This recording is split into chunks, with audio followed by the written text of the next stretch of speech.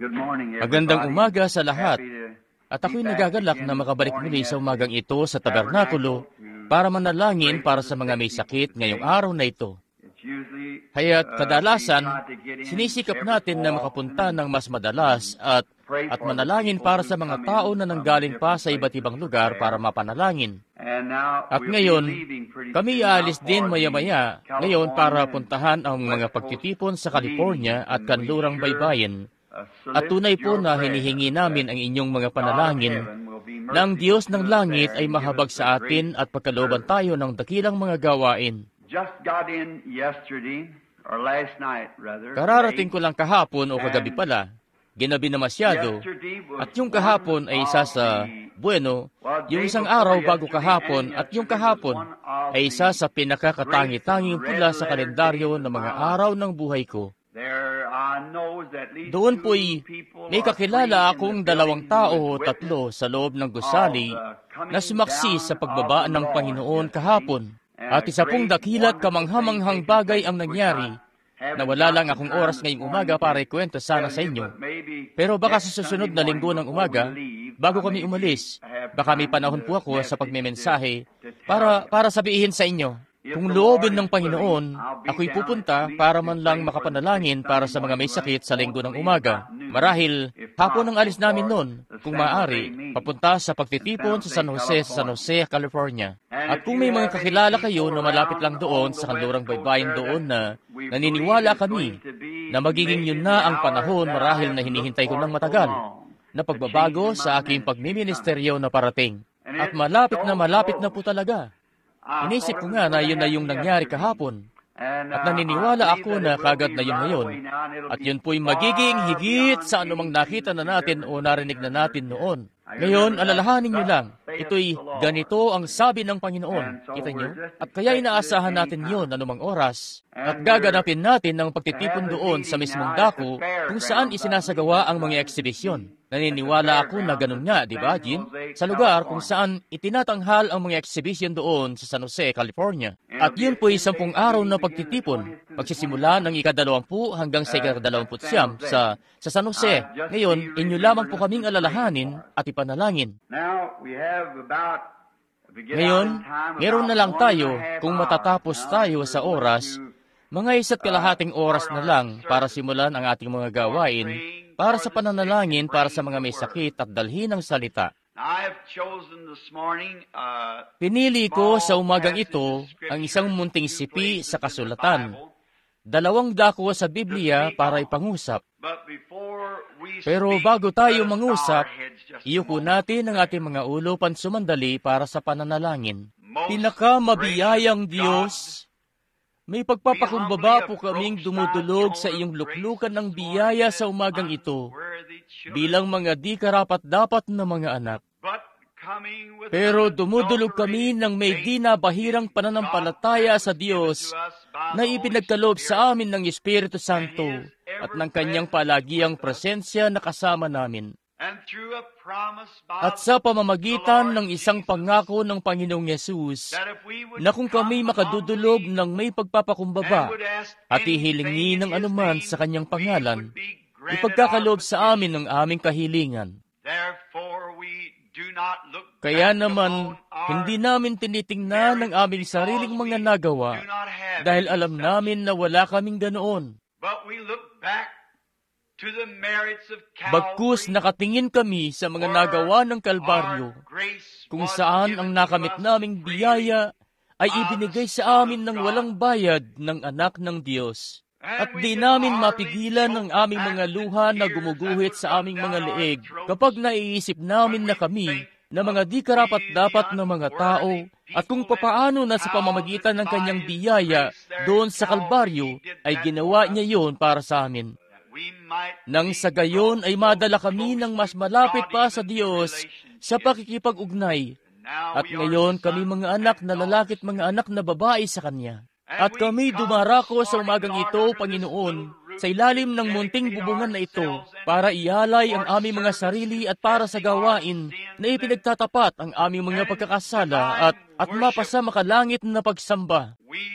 Umaasa po kami na ikaw ay sasama sa amin at pagkakalooban kami ng espiritual na kabatiran ukol sa iyong nalalapit na pagdating. Nang sa gayon ay maihanda namin ang aming mga puso araw-araw para sa dakilang pangyayari na iyon na inaasam namin ng libo-libong taon. Tunay po na ang buong kalikasan ay dumadaing, umiiyak para mapalaya. At ang mga espiritu sa kalooban namin, Panginoon, ay walang humpay na nagdedeklara na kami mga manlalakbay at mga taga-ibang bayan. At hindi ito ang aming tahanan, bagkus sa inaasahan namin ang isang bayan na ang nagtayo at gumawa ay Diyos. Kami nakatuon para sa dakilang panahon na yan na parating. Panginoon, isasadiwa po namin na ang mga pagtitipon na ito sa amin pong pagtitipon-tipon dito, ay ipanalangin ang iyong mga anak na may sakit at nagdadalamhati. At hinihiling namin na iyong katagpuin kami sa araw na ito, sa isang napaka-espesyal na paraan, para pagalingin ang lahat ng mga sakit at karamdaman sa kalagitnaan namin. At mangyari nawa, Panginoon, na ang pangakong ito na akin pong ipinapangusap noon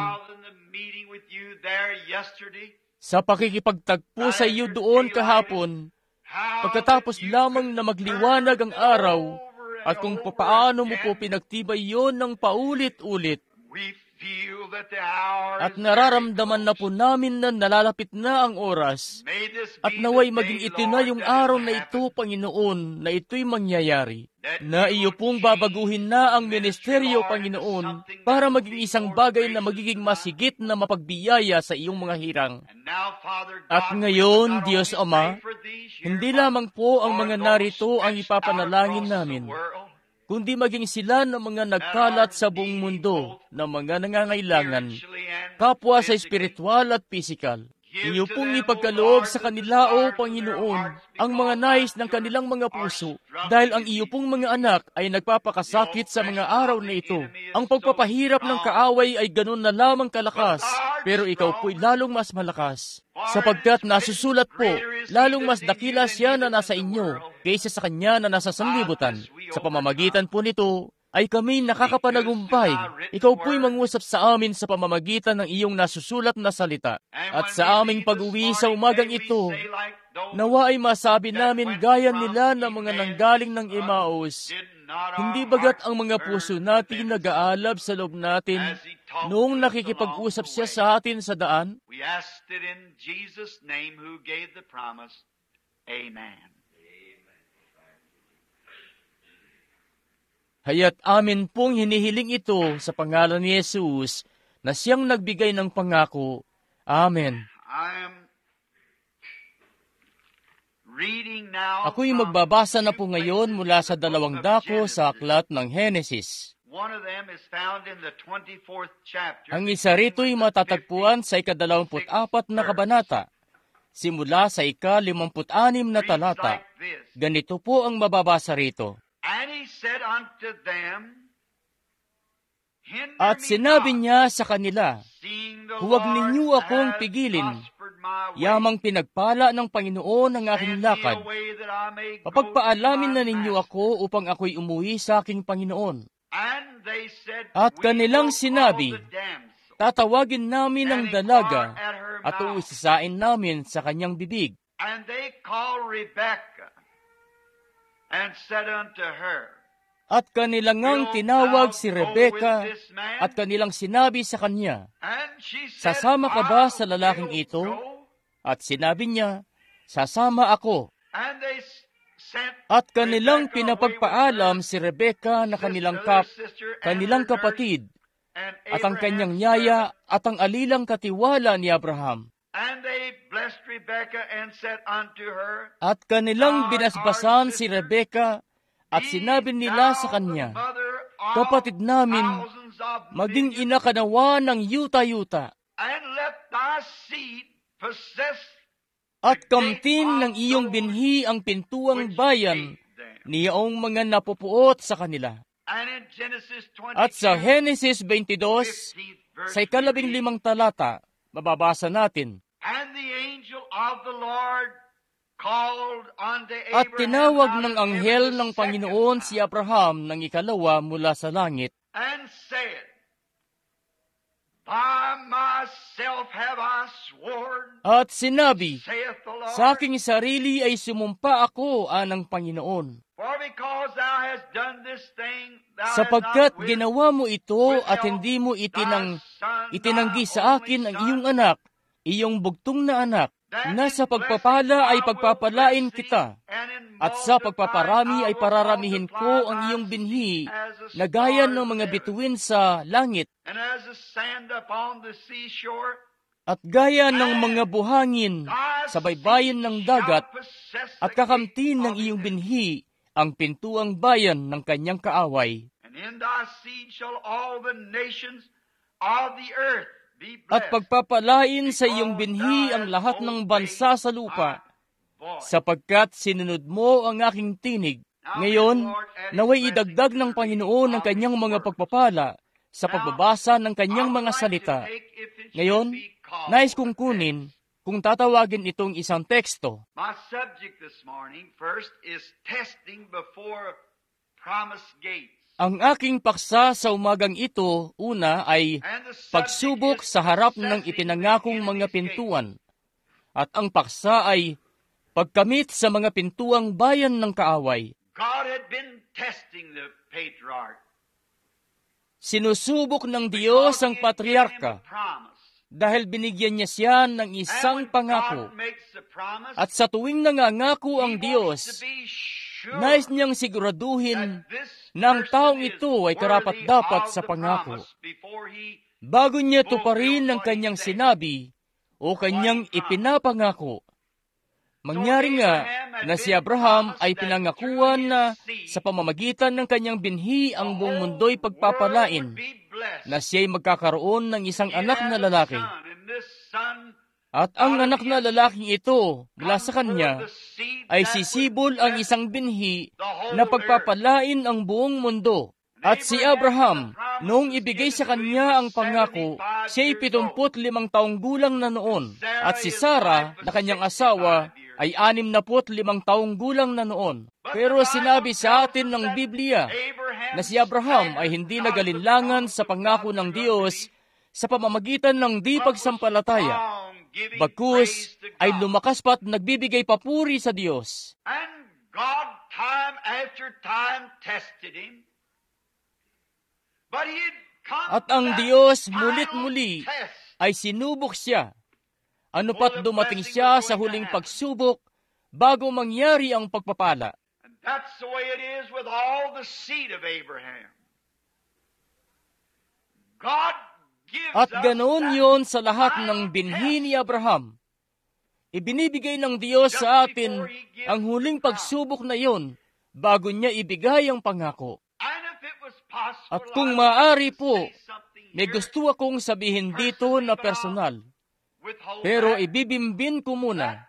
final Hayon nga ang test huling to pagsubok see how you'll para react. makita kung paano ang reaksyon nyo rito. At nung ibigay na niya kay Abraham ang pagsubok na ito, nasumpungan niya si Abraham na sadyang tapat mismo kung papaano siya noon sa pasimula.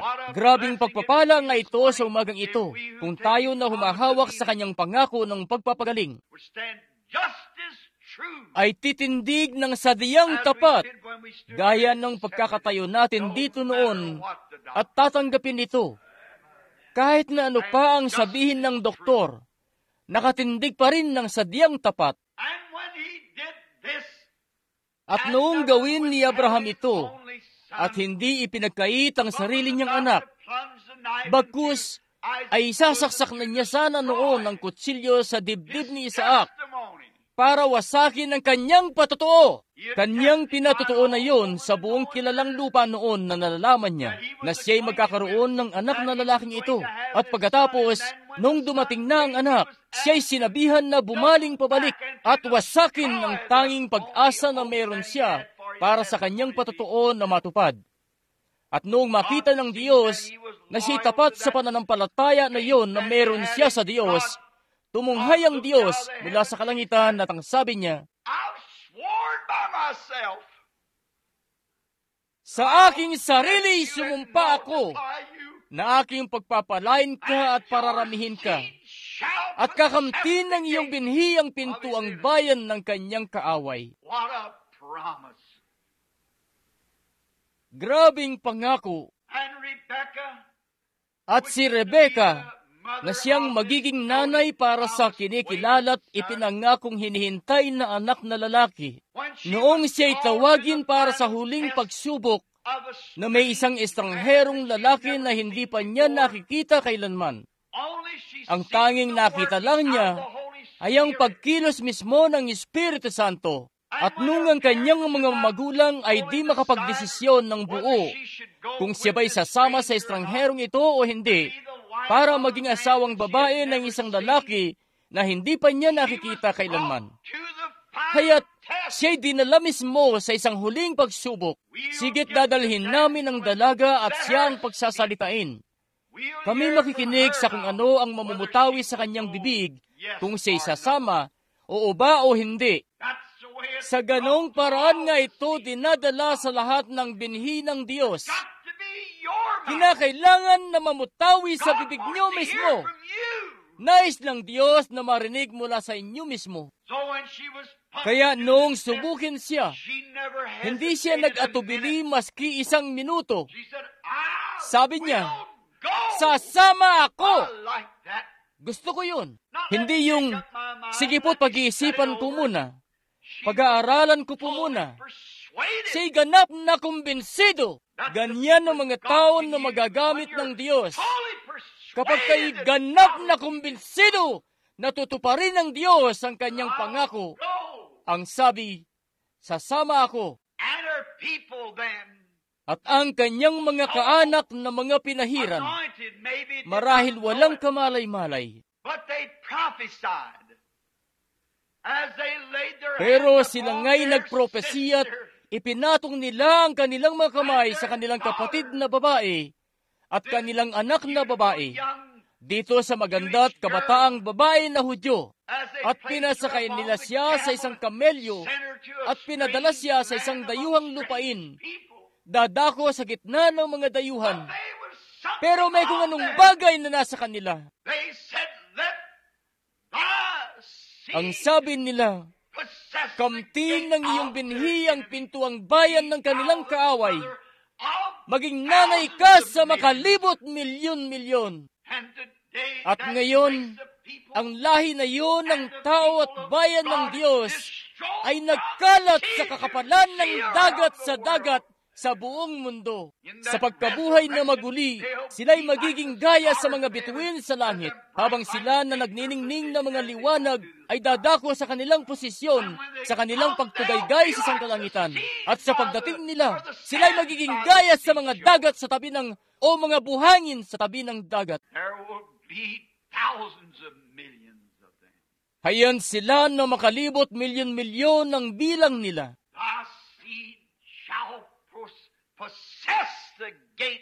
Kakamtin ng iyong binhi ang pintuang bayan ng kanyang kaaway. Yan ang sinumpang pangako ng Diyos, ang binhi ni Abraham. Pagkatapos, sa pamamagitan ng kanyang Espiritu Santo, yamang nakikita na ang nanay ay magiging bahagi ng anak din, dahil sila'y kabahagi sa laman. Pagkatapos, ang Espiritu Santo na kumikilos sa mga taong ito ang sabi, siya kakamtin ng iyong binhi ang pintuang bayan ng kaaway. Pagkatapos, nanumpa ang Diyos na kanyang kakamtin ng pintuang bayan ng kaaway. Kaya kung ganoon, sa anong posisyon nun inilalagay ang iglesia ng buhay na Diyos? Tayo'y binhi ni Abraham.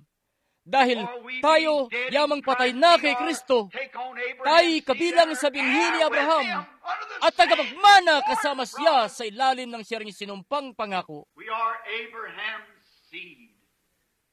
Tayo'y binhi ni Abraham at mga tagapagmana ng bawat pangako na ibinigay sa kanya. Pero sa pagdating ng mga pagsubok, diyan nga tayo bumabagsak. Pero naniniwala ako na ang tunay na binhi ni Abraham ay hindi mabibigo. Titindig sila ng kasing giting at kasing tapat gaya noon ni Abraham. Ngayon nakita natin na Ang Diyos ay hindi maaring magsabi ng kung ano o gumawa ng kung anong pangako, maliban na kanyang tutuparin ito. Marapat lamang na ganoon ang gagawin niya upang may turing na Diyos. Pagkaraan ng mga taon, nung ang siyaring bayan na ito, mga taong pinangakuan, ang binhi ni Abraham ay nasa kanilang paglalakbay. Papunta sa isang ipinangakong lupain. May nakahambalang doon na isang pintuang bayan. At yun ay nasa harapan niya. At yun ang kanyang sariling kapatid, ang Moab, na nagsabi, "Hindi kayo maaaring tumawid sa aking lupain. Sisiguraduhin ko na hindi kayo maaaring tumawid sa aking lupain." Sabi naman niya, "Kung sasabsabin ng aming bakahan ng alinman sa inyong damo, o kung iinom sila sa alinman sa inyong tubig, babayaran namin ito." Pero sabi niya, hindi kayo maaaring tumawid sa lupain na ito. Pero totoo ang pangako ng Diyos. Kaya ang mga yun ay humayo at pinuntahan ng kanilang propeta, si Balaam, at isinugos siya para sumpain ng mga taong ito. At heto ang kanyang sinabi. Pinagsikapan nilang ilantad ang pinakamasamang bahagi ng pinagpalang binhi, pero ipinakita sa kanya ng Diyos ang pinakamainam na bahagi nito. Sabi niya, sinuman ang sumumpa sa Israel ay masusumpa, at sinuman ang magpala sa kanya ay pagpapalain. At kaya ibinaba ang mga hambalang at nakatawid sa kapatagan ng Israel. Ipinangako ng Diyos na kanyang kakamtin ang pintuang bayan ng kanyang kaaway. Paglaon ng ilang taon, may isa na umusbong na ang pangalan ay Daniel, na nasa hanay ng maharlikang binhi na ito, at nasa hanay ng mga pangako, dahil siya'y binhi ni Abraham, at pinili na siya ng Diyos noon pa man, bago itatag ang sanlibutan, para maging kanyang propeta. At siya'y namuhay ng magiting at namuhay ng matapat. At kahit naroon siya sa isang dayuhang lupain, kanyang inilayon sa kanyang puso, hindi ko dudungisan ang aking sarili na makihalubilo sa kanila. Ganyan ang tunay na binhi ni Abraham. Nakatira sa isang lupain na iba, nakatira sa gitna ng mga tao na iba, pero sa kabila nun ay matatag sa pangakong yun. Hindi ko dudungisan ang aking sarili na makihalubilo sa kanila. Ako'y mananatiling tapat. Inilagay siya ng Diyos sa isang pagsubok, gaya ng ginawa ng Diyos sa kanyang ama na si Abraham. At ang sabi ng hari, alinman na magiging katulad ka namin at sasamba sa paraan ng pagsamba namin. O ipatatapon kita sa lungga na puno ng gutom ng mga leon. Si Daniel, katulad ni Abraham na kanyang ama, ang sabi, sige, ipatapon niyo ako sa lungga ng mga leon. Pero hindi ako yuyuko sa alinman sa mga imahin mong ito. Hindi ako sasanib sa formal mong relihiyon. Mananatili akong tapat kay Jehovah. At dumating nga roon ng pagtutuos. Ginawa ng hari ang sinabi niya. At dinakipang propeta, o pinadakip siya at ipinatapon sa lungga ng mga leon. At noong ang mga leon na kaaway ni Daniel ay patambang susugod na sa propeta, tinupad ng Diyos ang kanyang pangako. Kanyang kinamit ang pintuang bayan ng kanyang kaaway. Nagpatayo ang Diyos ng isang anghel doon sa harap ng mga leon na yun at kinamit ang pintuan. Tinutupad ng Diyos ang kanyang pangako. Kanyang kakamtin ng pintuang bayan ng kanyang kaaway. Diyos mismo ang nagsabi. Tapos may 3 pa na dumako roon na ipinangako ng may katapatan ng kanilang sarili para sa layunin.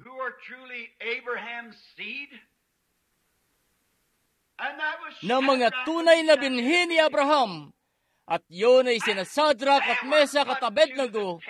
At sila'y pinadaan sa pagsubok. At ang sabi nila, kung hindi kayo yuyuko, kapag narinig nyo ang mga alpa na tumutugtog, at ang mga trumpeta na umiihip, kung hindi kayo yuyuko sa aming relihiyon, at lalayo kayo mula sa mga bagay na inyong pinaninindigan. And you're all wet anyhow.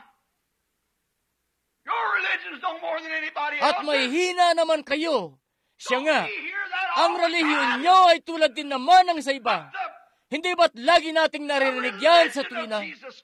Pero ang relihiyon ni Jesus Kristo ay iba. The power of His resurrection is different. We are Iba a ang different kapangyarihan ng people. kanyang pagkabuhay na maguli. Peculiar people. Tayo'y naiibang tao, isang kakaibang tao, isang maharlikang pagkasaserdote. Ang Diyos ang nagbubunsod ng kaibahan. Pero noong sabihin nila, kinakailangan niyong maging isa sa amin, magiging maayos lang naman yon kina Sadrak at Mesak at Abednego kung nagnais din sila na maging isa sa kanila. But never would they become one of the... Pero ayaw nila kailanman na maging isa sa mga dayuhang ito. Ngayon ang sabi nila, kung hindi niyo gagawin yon, may pinto kami rito patungo sa isang hurno na pwede naming buksan at itatapon namin kayo roon sa loob at magsisisi kayo na sana naging isa na lang kayo sa amin. They remember the promise. Kanilang inalala ang pangako. Pinamarcha sila papunta doon sa nag-aapoy na hurno. At nung buksan nila ang pinto, itapon sila sa mga liyab. Yung kaaway na tutupok sa kanila. Kinamit nila ang mga pintuang bayan ng kanilang kaaway. Ipinadala ng Diyos ang kanyang sariling anak sa loob ng mga liyab na yon ng apoy at pinalamig ang simoy at nakipag-usap sa kanila habang naroon sila. Nanatiling totoo ang pangako ng Diyos. Kinamit nila ang pintuang bayan ng kaaway. Unang-unay sinubok muna at pagkatapos ay kinamit nila ang pintuang bayan ng kaaway. Hindi ba't si Jesus ang siyang nagbitiw ng pangako? Kung magbibigay kayo ng ikatitisod sa isa sa maliliit na ito, mas mabuti pa na bitinan ng malaking batong gilingan ang iyong leeg at malubog sa ilalim ng dagat. Huwag na huwag kayong magbibigay ng ikatitisod sa mga maliliit na ito na sumasampalataya sa akin. At ang mga tandang ito ilalakip sa kanila ng mga sumasampalataya sa akin. Siya ang gumawa ng kaibahan. Nagbunsod siya ng pagpapakita kung ano ang sumasampalataya at kung ano ang di sumasampalataya. Meron sa tuwina, may 3 kalipunan ng mga tao. Iyon ay ang di mananampalataya, ang kunwang mananampalataya, at ang mananampalataya. Pero ang Diyos ay may paraan ng pagpapatunay kung sino ang mananampalataya. Ang mananampalataya ay siyang tumatayo ng matatag sa kung ano ang sinasabi ng Diyos na katotohanan. Ayan nga si Elias na tisbita. Nung dumating ang isang pagtutuos, inakala niya na siya na lang ang nag-iisa sa buong bansa na nananatiling namumuhay para sa Diyos. At lilitisin na siya noon ng hari. At inusig nila siya. At yung muntit pinturadang reyna ng pangalan ni Jezebel ay nagbanta sa kanyang buhay. At noong sumapit ang pagtutuos, kinamit ni Elias sa mga pintuang bayan ng kanyang kaaway at ipinaling ang buong bansa na manumbalik sa Diyos uli. Tinutupad ng Diyos ang kanyang pangako. Hayon nga si Moises, yamang nasa hanay ng maharlikang binhi na ito, ang binhi ni Abraham, na noong isugos siya na pumunta sa Ehipto para palayain ng mga anak ni Israel, at pinagkaloban siya ng Diyos na mga tanda't mga kababalaghan para ipamalas at para hagupitin ang lupa. At magpalitaw ng mga palaka at mga pulgas at ng kadiliman at graniso at ulan na tapoy at ipinamalas ang lahat ng mga himala na yon.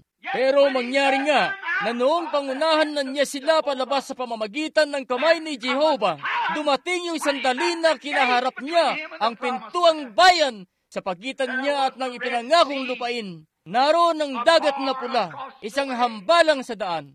Sila'y pinalibutan ng hukbo ni Paraon, ng mga bundok at ng mga disyerto at ng dagat na pula. Pero humakbang pasulong si Moises at kinamit ang pintuang bayan ng kanyang kaaway.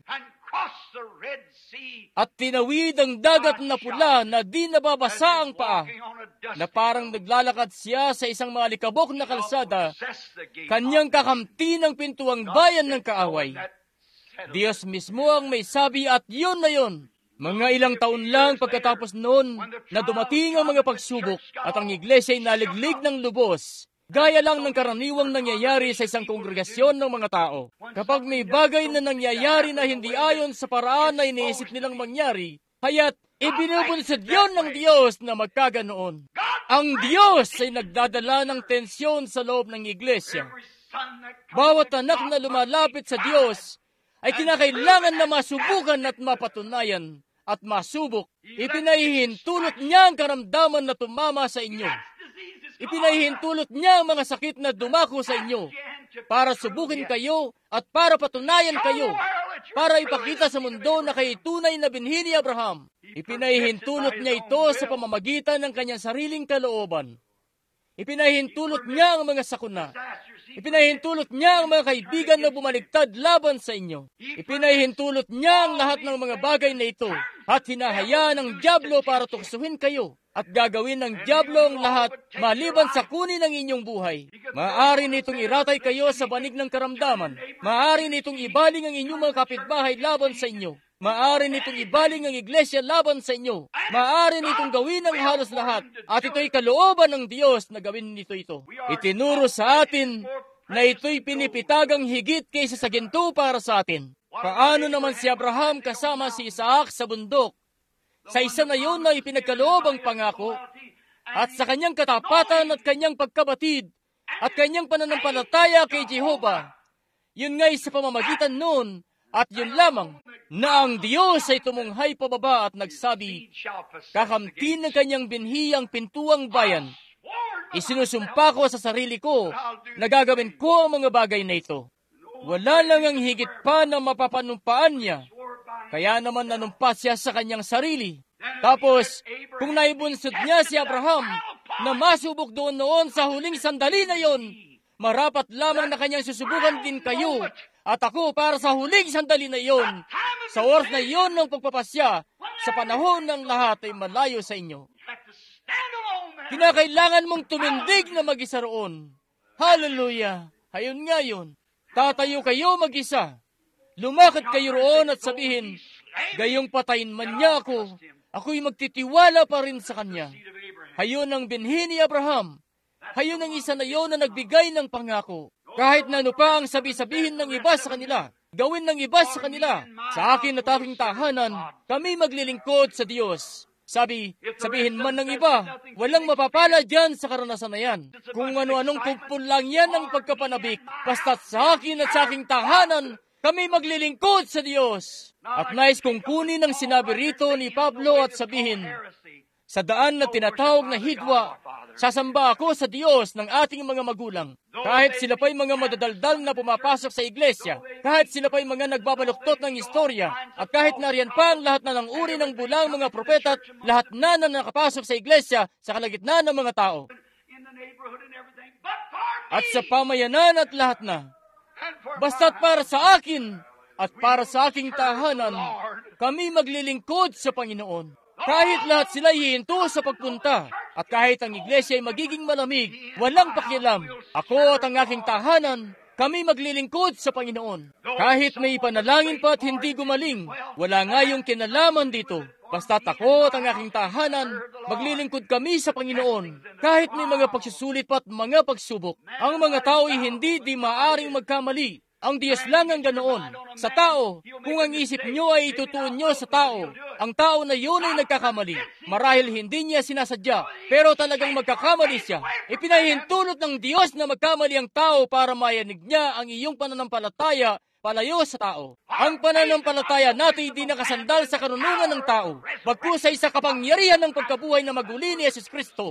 Yan isinasandal ng tunay na binhi ni Abraham ang kanilang pangako. Dahil magiging binhi lamang sila ni Abraham kapag natanggap na nila ang Espiritu Santo. Kung wala ang Espiritu Santo, hindi sila binhi ni Abraham. Ang siyaring pananampalataya na kay Abraham ay dumadako sa mananampalataya. Kahit ano pang mangyari o kahit gaano pang salungat, ang mananampalataya patuloy sa pagmarcha. Bumalik ang mga tiktik at ang sabi, O isang kahibangan na magtangkaman lang. Wala ring mangyayari kahit magtangka pang umusad dahil ang mga taong yun doon ay malahigante. At grabe ang namamahala sa kanila. At may mga sibat sila. At naku, magmumukha lang tayo mga tipaklong kung itatabi sa kanila. Di ko po alam, pero kumbinsido akong paniwalaan na si Josue isang taong bansot, hayan nga't muntit maliit na tao. Nakikinita ko siya na lumukso sa ibabaw ng isang kung anong kahon at sabi, "Mga kalalakihan at mga kapatid, sa 2 milyong tao, tayo higit na may kakayahan na gapiin sila." Kita nyo? Bakit? Hayon nga yung binhi ni Abraham. Nagbigay ang Diyos ng pangako. Kanilang pagmimiyari yun. Ang Diyos ay nagbigay na ng pangako. Hindi mahalaga kung ano pa ang kalaban. Ang sabi ng tunay na binhi ni Abraham, magagawa nating makuha yon dahil ibinigay na yon sa atin ng Diyos. Hayan kayo na nakatayo sa umagang ito.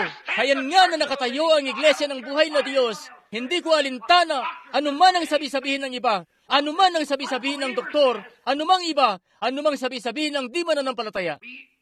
Tayo'y hindi dihado sa anuman na dumating. Tayo'y binhi ni Abraham at kakamtin natin ang pintuang bayan ng ating kaaway. Kahit na ano pa ang kaaway, nagbigay ang Diyos ng pangako. Yun nga ay sa kanila. Kanilang pagmimiyari. Ang kagalingan na inyong pagmimiyari. Ang kaligtasan na inyong pagmimiyari. Ang Espiritu Santo ay inyong pagmimiyari. At napakaramit, libo-libong mga ngaral at iba pa sa lupain ngayon na nagsasabi, hindi ganyan. Pero batid nga ito ng binhi ni Abraham. Sila'y sumusulong mismo patungo roon at kinakamit ang mga pintuang bayan ng kaaway. Sinabi ng Diyos na magagawa nila. Naniniwala sila dahil ito isang pangako. Kakamtin na kanyang binhi ang pintuang bayan ng kaaway. Ngayon kayo dadaan sa mga pagsusulit, mga pagsubok. At tumindig doon si Josue na tapat, ang sabi ng maliit na tao, hindi ko alintana gaano man silang kalalaki.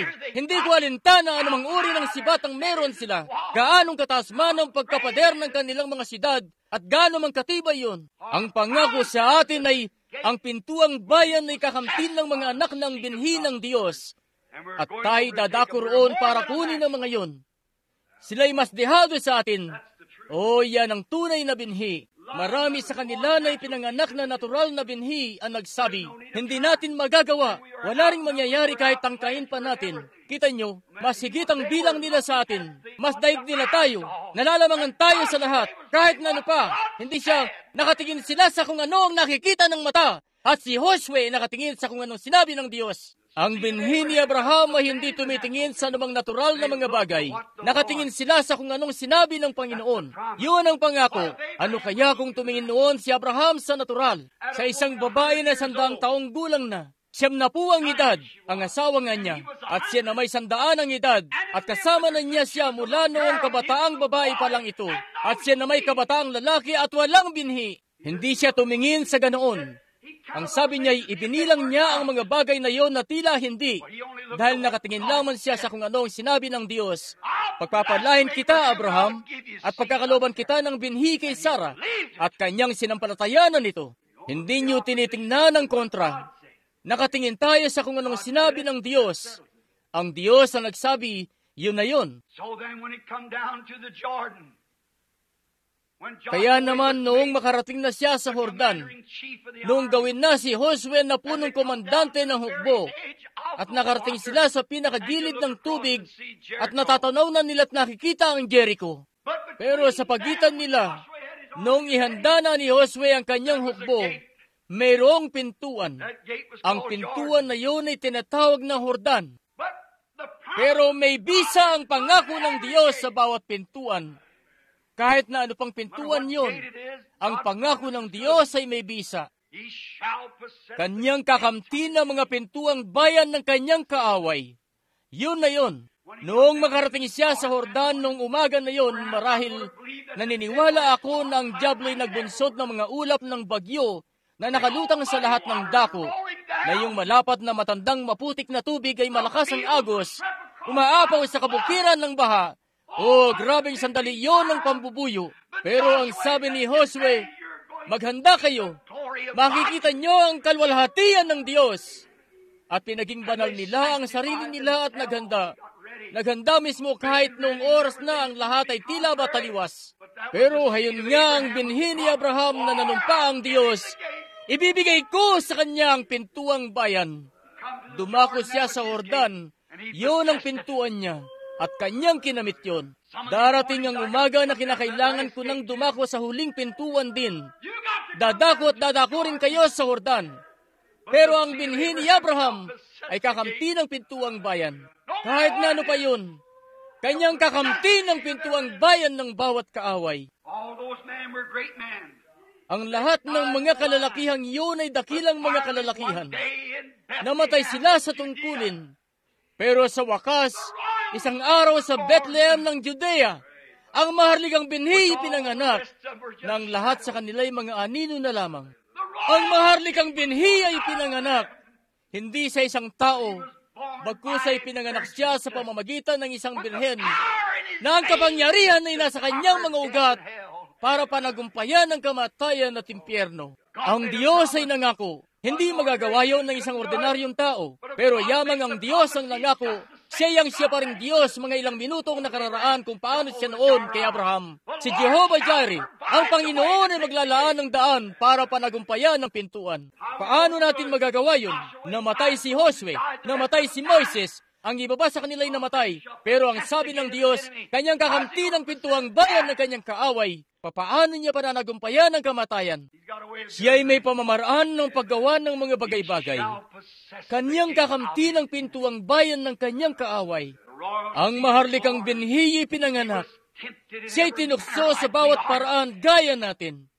Kung papaano kayo natukso, ganoon din siya. Inambahan siya agad ng dyablo noong tanggapin niya ang Espiritu Santo doon sa ilang ng 40 araw at gabi para tuksohin.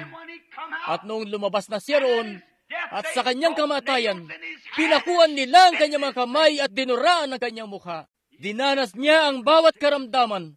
Ano pat noong narito siya sa lupa noon, pinatunayan niya na kaya niyang pagtagumpayan ang karamdaman.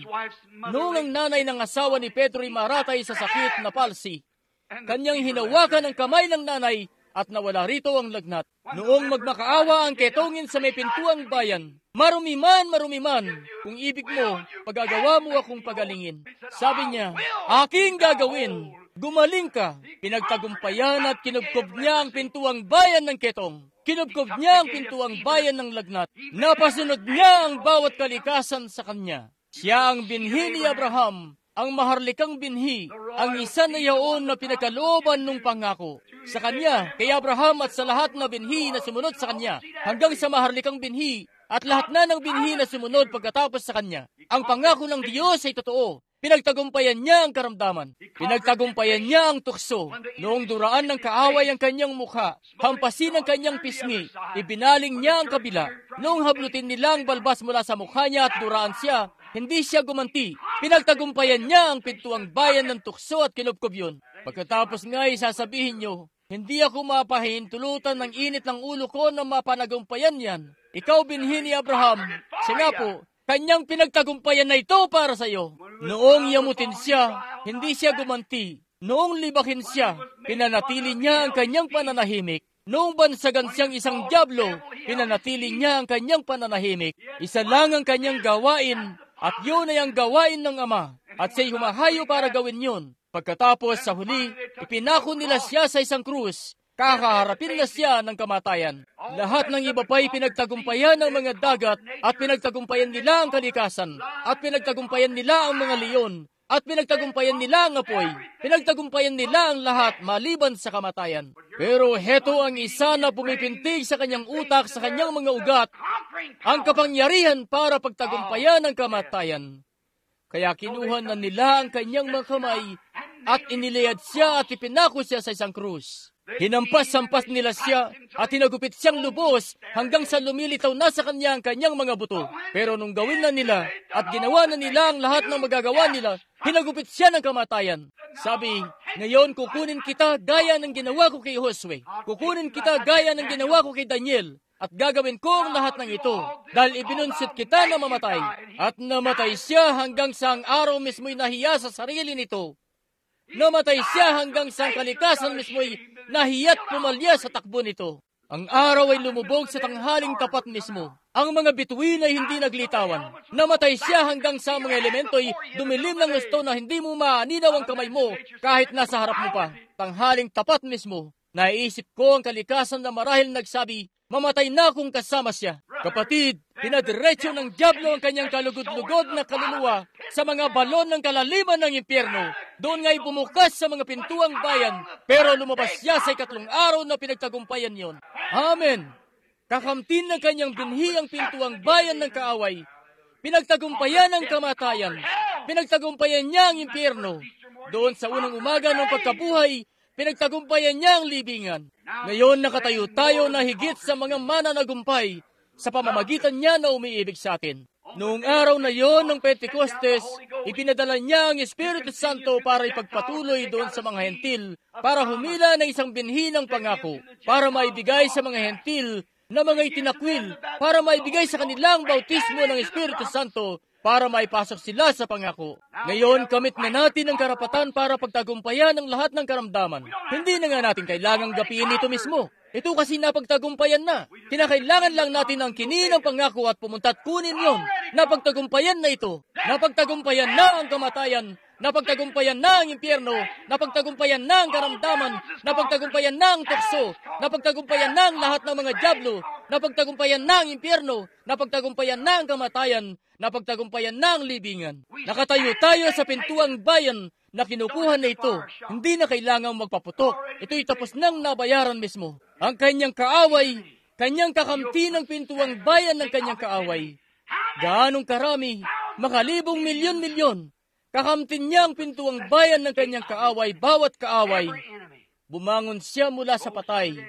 Kamit-kamit natin ito dahil kanyang ibinigay ito sa atin. Ang lahat ng ito'y kaloob na walang bayad. Lahat mismo ng nakapaloob at ang lahat ng ginawa niya mismo at pinagtagumpayan ang bawat pintuang bayan. Pinagtagumpayan niya ang karamdaman, kinubkob ang pintuan. Ang tanging bagay na gagawin na lang natin ay lumakad papunta sa pintuan, sabihin, sa pangalan ni Yesus Kristo, ang mananagumpay. Amen. Kapag dumating na ang oras para mamatay, kaya't sasabihin ng kamatayan, pagmasdan niyo ako kung papaano ko pababawiin sa kanya ang kanyang relihiyon.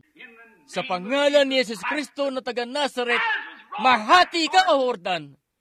Kinamit na ng binhi ni Abraham ang pintuang bayan. Abat ang sabi ni Pablo, noong nakahanda na silang pugutan siya ng ulo, isang binhi ni Abraham, sabi niya, kamatayan, saan naroon ang iyong tibo? Libingan, saan naroon ang iyong pagtatagumpay? Salamat sa Diyos na nagbigay sa atin ng katagumpayan sa pamamagitan ni Yesus Kristo. Kanyang kakamti ng pintuang bayan ng kanyang kaaway. Kukunin yon.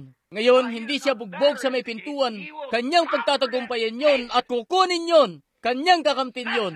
Yun nga'y saklaw ng sarili niyang kapangyarihan. Sa Iglesia ng Buhay na Diyos sa umagang ito, naroon ang kapangyarihan para pagalingin ang lahat ng karamdaman. Naroon sa Iglesia ng Buhay na Diyos ang kapangyarihan para pagtagumpayan ang lahat ng tukso. Taglay ng Iglesia ng Buhay na Diyos sa umagang ito, ang kapangyarihan para gapusin ang kasalanan at itapon ito at tanggapin ang bautismo ng Espiritu Santo sa Iglesia ni Yesus Kristo. Ano man ang inyong ibigin, hingin ninyo sa aking pangalan, at ito'y ipagkakaloob sa inyo. Kaunti pang panahon at ang sanlibutan, ang hindi binhi, ang hindi nabigyang buhay na binhi, ay hindi na ako makikita pa. Dataw po at makikita ninyo ako, dahil ako'y sasama sa inyo hanggang sa katapusan ng mundo.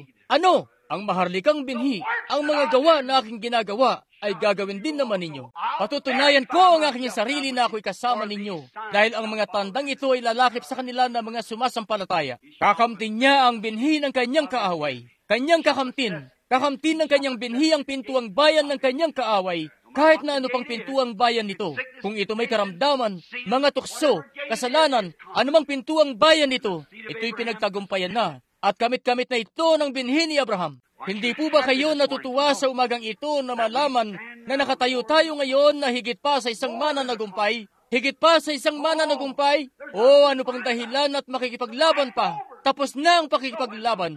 Napatunog na ang silbato. itinaas na ang bandera. At sa gitna ng bawat tumpok ng kasalanan, sa gitna ng bawat silid ng karamdaman, ay ang matandang magaspang na krus na itinirik sa pamamagitan ng dugo ni Jesus Kristo na isang mananagumpay. Ang tanging bagay na magagawa natin ay sumampalataya, tumingin at mamuhay. Ako'y sasama sa inyo. Aking patutunayan. Sumusulpot ang mga tao sa huling mga araw at sinasabi-sabi, "Oh, bueno, lipas na yan. Pero ako'y kasama ninyo. At ang mga bagay na akin mismong ginawa dito sa lupa, ako'y isa sa inyo na gagawin ng siyaring bagay." Pagkatapos, mapagkikilala nila, makikita nila ako. Makikita ako ng aking mga hirang. Makikita ako ng binhi ni Abraham. Makikilala nila ako. Babansagan ako ng iba na Beelzebub, gaya ng ginawa nila noon. Pero makikilala niyo ako, dahil ako'y kasama ninyo. Makikita niyo ako, makikita ng inyong mata. Makikita niyo ako, dahil ako'y kasama ninyo. Maging sa katapusan ng mundo, haya't ang siya mismong mga bagay na ginawa ko. Ang sumasampalataya sa akin, ang mga gawa na aking ginagawa ay gagawin din naman niya, ang siya ring uri ng gawa. At ngayon, ang Iglesia ng Buhay na Diyos ay may pribilehiyo na tumayo at makita ang nananagumpay na ibinangong maguli na Jesus Kristo, ang anak ng buhay na Diyos na nariyang nakatayo, nabubuhay sa kanyang Iglesia. Ginagawa ang siyaring bagay na ginawa niya noon. Kung ganoon ay kamit-kamit natin ang pintuang bayan ng bawat kaaway. Kung may kaaway kayo sa umagang ito, kung ganoon, kapatid ko, ang tanging kung kayo binhi ni Abraham, pagkatapos na mapakinggan niyo ito, wala ngang sapat na mga dyablo sa impyerno ang makapapanatili ng pintuang bayan na yan sa harapan niyo. Bubukas at bubukas ito. Hindi ko alintana kung anuman ito. Lalakad kayo roon bilang isang ipinangakong binhi, sasabihin, "Inaangkin kong akin ito. Akin ito." Dahil nanumpa ang Diyos na kanyang ibabangon si Jesus, at sa pamamagitan ni Jesus, aking pananagumpayan ito. Pumaparito ako sa pangalan ng mananagumpay ni Jesus Kristo. Tumabi ka! Ako'y dadaan. Amen. Kanyang kakamtin ng pintuang bayan ng kaaway. Kaya naman tumayo kayo riyan na ang mga balikat ay tuwid at ang inyong kalasagay nagliliwanag na balot ng dugo ng Panginoong Jesus. Makikilala ito ng kaaway. Kung meron kayong pangangailangan, kausapin niyo siya ngayon habang mananalangin tayo. Kayo na mga narito sa umagang ito, habang iniyuyuko niyo ang inyong mga ulo, at kung may pangangailangan kayo, magagawa niyo bang itaas ang inyong kamay kay Jesus at sadyang mangusap lamang sa inyong puso, at sabihin, "Panginoon, nalalaman mo po ang aking pangangailangan. Ngayon, napakinggan ko po sa umagang ito, at yun po'y sa Biblia, kanyang kakamti ng pintuang bayan ng kaaway. Ako po'y dumudulog para kamti ng pintuang bayan. Marahil ako'y may pagkamainitin ng ulo. Marahil kailangan ko ang Espiritu Santo. Hinihila ako pababa ng kasalanan. Ako'y may pangangailangan. Pero ako po'y lumalapit sa pintuang bayan ngayon. Kakamtin ko ito sa umagang ito, ang aking pintuang bayan. Kaya iyo pong ilatag ang daan. Ako po'y umuusad na. Mapagpalang Diyos, nakikita mo ang lahat ng mga kamay na ito. At batid mo na ito'y ang iyong salita, Panginoon. Akin po lamang sinisipi ito at hinango mula sa mga kasulatan tungkol sa mga tauhan sa Biblia, kung papaano nila nalupig ang mga kaharian at gumawa ng katwiran, at inapula ang apoy, ang karahasan ng apoy at nakatakas sa talim ng tabak, at natikom ang mga bibig ng leon, at heto pa, na ang mga kababaihay tinanggap ang kanilang mga patay na nabuhay, at marami pang bagay, dahil iyong ipinangako ito. Ito po'y pangako mo, kanyang binhi. Ang iyong binhi, si Abraham, ay kakamti ng pintuang bayan ng kaaway, at tinupad mo po ang iyong pangako. Ngayon, ibigay mo po sa kanila, Panginoon, ang mithi ng kanilang puso. Naway humayo sila mula rito na napagbago ng tao. Naway humayo sila na nalalaman na sila'y mga mananagumpay dahil ang maharlikang binhi na nagumpay na para sa kanila. Ang maharlikang hari, noong siya'y dumating, ipinanganak ng isang birhen. Kanyang pinanagumpayan ng bawat kaaway, maski ang kamatayan. Kaya kahit kamatayan ay di matatakot ang binhi ni Abraham. Kamit namin ang pangako na mamanahin namin ang lupa at babalik muli sa isang mas maluwalhating paraan, sa isang maluwalhating katawan. Matapos, na ang pinakahuling kaaway ay mailagay na sa ilalim ng paa ng tangit huling anak ng Diyos na lalapit patungo sa kaharian. Kung meron sa mga nakataas ng kanilang mga kamay, Panginoon, na mga makasalanan, iyo pong iligtas sila. Sila na mga tumatalikod sa pananampalataya. Iyo pong ipaalam sa kanila na hindi nila kailangang manatiling tumalikod sa pananampalataya. Makakamit niya ang pintuang bayan ng pagtalikod sa pananampalataya. Marahil yung isa na mainitin ang ulo, isang bulgar, marumi ang dila, o ang puso'y mahalay, o ang isa'y sakim sa pera. O kung anong maruming bagay, iyo pong ipaalam sa kanila na magagawa nilang makamit ang pintuang bayan na yon. Marahil ito'y karamdaman, Panginoon, mga pagdadalamhati, makakamit nila ang pintuang bayan na yon, sapagkat siya'y sinugatan dahil sa aming mga pagsalangsang, nabugbog dahil sa aming kasamaan. Ang parusa ukol sa aming kapayapaan ay nasa Kanya, at sa pamamagitan ng Kanyang mga latay ay kami pinagaling. Kami mga mananagumpay sa umagang ito. Iyo pong ipagkaloob ito, Panginoon. At maliban pa sa lahat ng iyon, maliban sa dakilang gawa na iyon na Kanyang ginawa, siya'y sumasa amin pa rin. Mangyari nga na ipinangako niya na Kanyang gagawin ito. Kaunti pang panahon at hindi na ako makikita pa ng sanlibutan. Ngunit makikita niyo ako, sapagkat ako'y sasama sa inyo hanggang sa wakas ng kapanahunan. I pray, Father, that you'll make yourself known to each and every one this morning. For we ask it in Jesus' name. Amen. Dalangin ko, Ama, na iyong ipagkikilanlan ang iyong sarili sa lahat at bawat isa sa umagang ito, sapagkat tinihingi namin ito sa pangalan ni Jesus. Amen. Sumasampalataya ba kayo na iyan ang katotohanan? Taimtim niyong sampalatayanan ito na katotohanan na wala ni katiting na pag-alinlangan sa puso niyo. Ngayon, nalalahanin niyo ito. Ang pagkilos ng Espiritu Santo'y napakapayak na nililito nito ang intelektual na pag-iisip. Ang pinakapayak na mga bagay na aking nasaksihan ko mismo ang Espiritu Santo na ginagawa ito.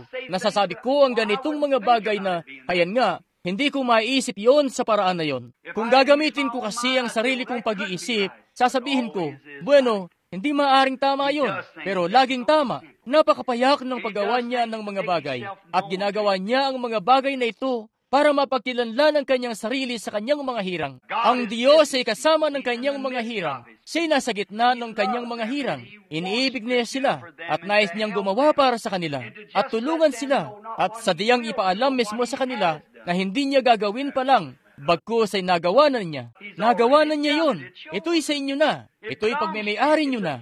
Ito'y isang kaloob na walang bayad mula sa Diyos na ating Ama para sa kanyang iglesia. Ngayon, ganoon na lamang ng intelektual na pag-iisip ay mababaluktot, gaya noon sa panahon ni Daniel at sa panahon ng mga binatilyong Hebreo at sa marami pa na pinag-uusapan natin sa umagang ito. Kita nyo, ang bantog na intelektual na daigdig noong panahon na yon ay sadyang mahirap mapagtagumpayan noon, kung paano rin ngayon. Laging ganoon ang kaaway sa paraan ng pananaw nila at moderno nilang siyensya at mga bagay-bagay, anupat ganoong kakomplikado at mga bagay-bagay sa pag-iisip noong panahong una, gaya ng sa atin sa panahon ngayon. Kita nyo, ganoon pa rin. Pero meron nga sa tuwina na may lakas ng loob na manatili roon at magsasabi, tama ang Diyos. Ang salita ng Diyos ay totoo. At kayo, hindi nyo kailangang panagumpayan pa, dahil kanyang pinagtagumpayan na. Ang tanging bagay na kailangan nyong gawin ay tumungo roon at kunin. Tumayo mismo sa pintuang bayan, sabihin, akin ito. Ito'y akin. Ibinigay ito sa akin ng Diyos, aking kaligtasan. Kung nagnanais ako ng Espiritu Santo, ibinigay na ito sa akin ng Diyos. Ang pangako ay sa akin at sa aming mga anak, lahat man ng mga nasa malayo, kung gaano ang karami ang tatawagin ng Panginoon. Yan ang dahilan kung bakit ako naninindigan. Sadyang, ang aking pagbiministeryo, ukol sa espiritual na pagkilala na ito at iba pa, malapit na itong humantong sa katapusan ngayon. Lagi yung naroon. Pero tatapusin na nito ito kalaunan dahil magiging mas dakila ito. Kita nyo? Papataas mismo mula sa paghawak sa kamay hanggang sa espiritual na pagtalos. At ngayon ito'y nakahanda ng magpangyari ng panibago. Kita nyo? Tingnan nyo ito. Masdan nyo ito at alamin na totoo ito. Kita nyo? Alam ko na ito ang katotohanan. At ito'y magiging mas higit na dakila, mas mataas, mas mainam, Sigurado, ano pa't kanyang ipinangako ito, at anumang ipinangako niya, kanyang ginagawa. Hindi siya maaaring mabigo sa kanyang pangako. At ano yun? Ang kanyang palagiang nabubuhay na presensya ay kasama natin upang ibunsod yun. Ibunsod na malaman nyo na kanyang kinamit na ang pintuang bayan para sa inyo. Siya ang maharlikang binhi. Walang iba na makapananagumpay sa mga pintuang bayan na yon kundi siya. Ang lahat ng mga yun noon ay mga anino ng kanyang pagdating. Pero sa kanyang pagdating, tinapos noon ang buong pakikipaglaban. Ang pakikipaglaban ay tinapos sa Getsemani at sa Kalbaryo. At ngayon, tumatayo na lamang tayo bilang mga mananagumpay. Wala nang gagawin pang pakikipaglaban. Tayo, tapos na ang pakikipaglaban. Inaari na natin ito, nakalakip na rito ang titulo. Isang nasusulat mismong garantiya ng Diyos na ating Ama, na siyang nagtaas ng kanyang kamay ang sabi, ipinanunumpa ko sa aking sarili, na ang kanyang binhi kakamti ng pintuang bayan ng kaaway. Ayun nga ito, yun nga'y nakuha na. Siya'y nasugatan na dahil sa ating mga pagsuway. Sa pamamagitan ng mga latay niya ay gumaling na tayo. Napangyari na. Isa na itong tapos na gawa. Atin na lamang kinakamit ito. At ang mga gawa na aking ginagawa ay gagawin din naman ninyo. Ang hari kasama natin ngayon sa umagang ito. Ang kanyang dakilang mga pagpapala, ang Espiritu Santo, ay kumikilos sa ibabaw natin. Ang maramdaman ng maluwalhating pakiramdam na yun. Ang mabatid na ito'y saktong nakalakip sa nakalinya sa salita ng Diyos. Nagbubunsod nga ito ng sadyang kamanghamanghang kasiyahan. Ang malaman na ang Diyos ang ating Ama. Ngayon, sa palagay ko, nakapamigay ba siya? Ba siya ng mga prayer card sa umagang ito? Nabanggit ko sa kanya na ayos lang kung ang mga narito'y pawang mga taga-tabernakulo. Bueno, wag nang mamahagi ng prayer card. Pero kung higit sa 10, 15 tao o parang ganon, ang mga baguhan sa pintuan, sige, mamigay ng prayer card para mapadako natin sila rito sa itaas at may panalangin sila. Ilan po ba ang baguhan na kasama namin sa umagang ito? Itaas nyo ang kamay nyo. Oh, mainam. Sige, nasa 15 o 20 pala. Sige po, papipilahin na natin ang mga may prayer card at paakyatin sila sa entablado. Kita nyo, ang dahilan po kaya nabanggit ko ang tungkol sa mga taga rito sa tabernakulo. Sila'y mga taga rito. Ang espiritual na pagkilala na ito, tandaan nyo ito. Sinasabi ko ito, malapit nang magtapos ang espiritual na pagkilala. Magkakaroon ng bagay na masigit at mas mainam na paparating na. Nandiyan ang kakilala ko. Nakikita at nakatingin ako sa 2 kapatid na lalaking ito ngayon na naroon kahapon kasama ko noong mangyari yon, kita nyo? At noong isang araw bago yon, noong mangyari yon. At 3 beses na magkakasunod yon. Ngayon na nangyari ito, isang pagpapatunay mismo na ito'y napipinto na. Kita nyo? Napipinto na itong mangyari. Ngayon, Panginoon, Ikaw po'y Diyos at kami iyong mga lingkod. Pinasasalamatan ka namin para sa iyong salita, para sa Espiritu Santo na pinagpala ang aming mga puso. At ngayon kami nagagalak. Nakaupo kami rito nalalaman na kami mga mananagumpay. Amin nang kamit ang lahat ng pintuang bayan ng kaaway. Ipinagkaloob na ito sa amin. At nasa amin na ang susing nakapagbubukas ng lahat dito sa aming kamay. Ang pangalan ni Jesus Kristo'y ang magbubukas ng bawat pintuang bayan ng kaaway. Iyo pong kunin ang susi na ito, ang susi ng pangalan ni Jesus at magbuksan ng bawat pintuang bayan ng kaaway na tumatali sa inyo palayo mula sa anumang pangako. At Diyos, sa umagang ito ay lumalapit kami sa pangalan ni Jesus na gamit ang susi na ito para buksan ang mga pintuang bayan para sa mga may sakit at nagdadalamhati, sapagkat nasusulat sa kanyang salita, sa aking pangalan ay magpapalayas sila ng mga dyablo, magsasalita sila ng mga bagong wika, at kung hahawak sila ng ahas o makaiinom ng bagay na nakamamatay, hindi ito makapipinsala sa kanila. Magpapatong sila ng kanilang mga kamay sa may sakit at sila'y magsisigaling. Nalalaman po namin na mga bagay na ito'y totoo. At iyo pong ipagkaloob sa umagang ito, Panginoon, na kanilang ang mga tao'y makita nila ito sa pamamagitan ng paghahayag ng salitang naging laman at nananahan sa kalagitnaan namin. Na siya'y nasugatan dahil sa aming mga pagsalangsang sa pamamagitan ng kanyang mga latay ay nagsigaling kami at naway tanggapin nila ito at mapagaling sa umagang ito mula sa lahat ng karamdaman nila at mga sakit at mga suliranin. Inihiling po namin ito sa pangalan ni Jesus. Amen. Maaari mo bang tugtugin, Teddy, ang Only Believe ng Time Team at Marahan? Kung magagawa mo. At ano po, nagsimula ba kayo sa bilang isa? Bilang isa na prayer card. 1, 2, 3, 4, 5, 6, 7, 8, 9, 10, 10, o kung anuman. Sige po, Would you just quietly, if you can, magagawa niyo po ba ng time team? Kung kaya niyong tumayo, pumunta po kayo rito sa gilid na ito. Ha? about, Mga, let's see, number sige, one, tingnan po natin, bilang isa, bilang dalawa. number one prayer card. Sino po ang may hawak ng bilang isa na prayer card? Number Sige, two, bilang dalawa. Sige po, number three, number four, bilang tatlo, number five, bilang apat, number six, bilang lima, number seven, bilang anim, number eight, bilang pito, bilang walo, bilang number siyam, 10. bilang 10. While they're making their way and Habang taking their papalapit po positions, sila at standing, pumupwesto sa pagkakatayo, I'd like nais to kong ask magtanong ng questions katanungan of the sa iba rest pa of sa you. inyo. How many, is Ilan there po any na mga taga tabernacle rito sa people tabernakulo ang may here that's sakit? sick? Mga Tabernacle. taga rito po sa tabernakulo, itaas nyo ang kamay nyo. Mga 5, 4, 5, 6, 7, 8, 8 o 9 na kamay.